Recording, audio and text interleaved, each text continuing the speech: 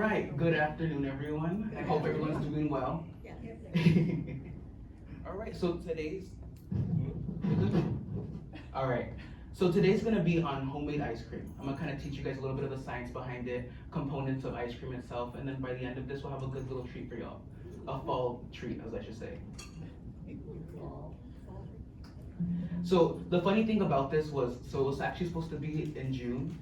When it was supposed to be the time when we're gonna kind of introduce it in particular with, just a few months later. We had to switch some things around, get some other classes in that we kind of were requested, I should say. But we're here now. All right, have a few fun facts about ice cream. So, the US consumes about 5.5 gallons per person per year, which it kind of makes sense. Considering all the residents here, we go through about a few gallons here and there. Vanilla is the most popular flavor, of course. Loved by ice cream loving nations. Pecans are the most popular nut addition in the US. Strawberries are the most popular fruit addition. And then ice cream cones were invented in 1904 in the World's Fair in St. Louis, Missouri. It's fun little facts. I found it on benandjerrys.com.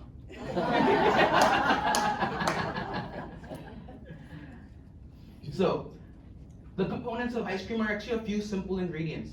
It's gonna be heavy cream, some sugar, eggs, flavoring, milk, of course, and then an antifreeze agent is what we kind of call them in the baking industry, which is sucralose and invert sugar, corn syrup, honey. Those are things that are just naturally, they kind of just don't necessarily freeze themselves, because when you go in really cold temperatures, you don't want it to be rock hard. So you gotta make sure it's still a little scoopable, what we should say. Alcohol is also considered an antifreeze that is put into ice cream, but if you put a little bit of too much, you can actually ruin the ice cream itself, because alcohol doesn't freeze at all. So just beware, but it's a good addition. Who likes alcohol and ice cream? Most do. Let's just be realistic. All right, the process of production. So, at the beginning of the stages of the ice cream itself is what we call an anglaise or a vanilla sauce. What you do by that is you simmer your heavy cream and temper in your egg yolks and sugar. You cook till nappe, is what we call it in the French terms. So the way to kind of tell whether it's nappe is, you go ahead and get a metal spoon, you'll dip it into your sauce itself, you'll lift it up, you'll go and put a line across. If there's no drippage, as we should say, in a solid line across the entire spoon, then it's good. And then you're gonna immediately chill it in an ice bath. Otherwise, what will end up happening is you end up getting scrambled eggs. Is what kind of happens. And then from there, you'll actually allow the ice cream base to sit overnight. This is an important step. It helps prevent you from having grainy ice cream. So what you're really pretty much doing whenever you're cooling it down is you're kind of allowing the water molecules that are left over inside of the base itself to be able to absorb any sugars or anything else, so it kind of becomes a homogeneous sort of component itself, so then you don't have those little grains of ice, as we should say. From there, you'll transfer your chilled ice cream base into an ice cream machine and allow it to churn. Well, some people have ice cream machines, some people don't. Sometimes what you'll see people do is get a bag of ice, some salt, put it in there, and shake it around a little bit. And then from there, you kind of get your ice cream that way as well. But over here, we have an ice cream machine, so it's a little bit easier. And then from there, you freeze and you enjoy. It's just as simple as that. But there's a few other ways that we can actually enjoy ice cream itself. So there's a lot of different, frozen treats is what we'll call them. So I have a few little ones. So example, gelato versus ice cream.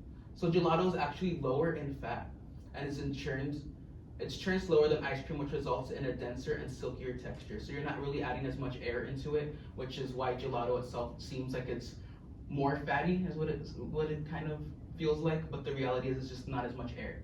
So then that's why it feels a little bit more denser, a little bit more richer. Sherbet versus sorbet. So sorbet is actually a dairy-free and primarily fruit-based. Sorbet is actually vegan or dairy-free alternative for someone that has the dietary restrictions, whereas sherbet is the one that has, it's pretty much the most common one is usually an orange one. It's like orange and creamsicle sort of flavor is what you kind of get from that. And then soft serve. So soft serve is lower in fat content, but it introduces more air during the freezing process, which results in a lighter consistency that allows it to be served directly from the machine.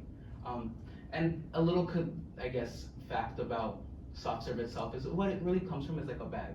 So what we kind of do is they get a bag, they add a little bit of milk into it, they kind of pour it into this machine and then it churns it that way, which is not kind of my favorite thing that we kind of do. So that's why I prefer ice cream over soft serve. It's just my preference. All right. But when your freezer isn't working in the dining room. You have to resort to, unfortunately, I understand that. And then some creations that we can get with ice cream. So you can enjoy your ice cream just as it is, or you can get even more creative, like a baked Alaska, an ice cream cake, fried ice cream, profiteroles, which are just cream puffs that you kind of put ice cream in the inside of them. Mochis is what I've seen, which is actually the little rice-based treat itself, and you go ahead and put some ice cream in it. They're a frozen treat. You can actually find them at H-E-B. I kind of enjoy them. They're not bad.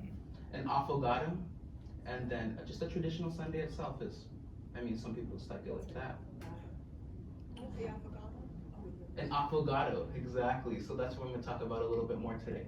The affogato is actually ice cream. It's going to be served with hot espresso traditionally. And it's an Italian dish itself.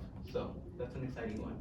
And then a baked Alaska, which is usually 3 different ice creams that you kind of layer up in itself. And then it has a sponge layer on the bottom. So then when you flip it over, the sponge is on the bottom and then ice creams are to the top. You cover that entire thing in meringue. And traditionally it's actually baked in the oven, which is why it's called a baked Alaska. But nowadays we have blow torches, so we just basically have to just torch it up, and that's what we have to do. You don't have to worry about how long it has to take in there, your ice cream melting, how long you have to freeze it. And then ice cream cake itself is just, for me, the joy of cake and ice cream put together all in one. It's nice, it's nice. All right, and then I guess the exciting part for y'all, which is what I'm gonna be serving for you guys today, which is gonna be a pumpkin spice affogato. Yes. So the ice cream flavor is actually gonna be perfect for fall. It's pumpkin spice. It's made with real pumpkin, warm spices such as cinnamon, nutmeg, ginger, cloves.